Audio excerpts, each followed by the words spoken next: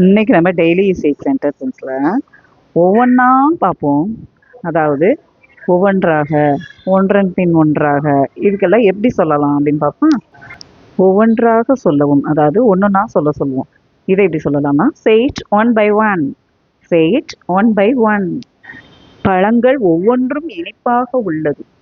each fruit is sweet. each fruit is sweet.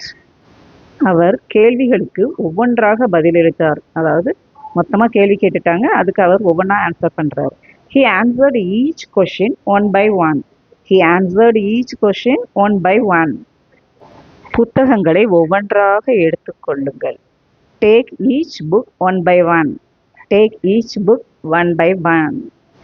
ஒருவருக்கு பின் ஒருவராக வரவும். Please line up and come in. Please line up and come in. ஒவ்வொருவரும் தம் கடமையை செய்ய வேண்டும். Everyone should do their duty. Everyone should do their duty. புத்தகங்களை ஒன்றன் மேல் ஒன்றாக மேசையில் வைக்கவும். Stack the books on the table. Stack the books on the table. அதாவது ஒன்று மேலே ஒன்று வைக்கிறது அரேஞ்சுன்னு சொல்லக்கூடாது, ஸ்டாக் அப்படின்னு தான் சொல்லணும். ஒவ்வொரு நாளும் ஒவ்வொரு ட்ரெஸ் போடுறான் அப்படின்னு சொல்லுவோமா, இதை எப்படி சொல்லலாமா? A different outfit every day.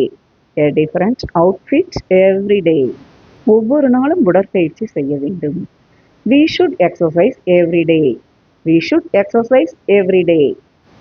ஒவ்வொருவரும் நேரத்திற்கு வர வேண்டும். Everyone should come on time. Everyone should come on time. ஒவ்வொரு வீட்டிலும் ஒரு மரம் இருக்க வேண்டும். Each house should have a tree. Each house should have a tree. இந்த வீடியோவில் பார்த்த ஒவ்வொரு சென்டென்ஸையும் நம்ம டே டு டே லைஃப்பில் யூஸ் பண்ணலாம். தேங்க்யூ.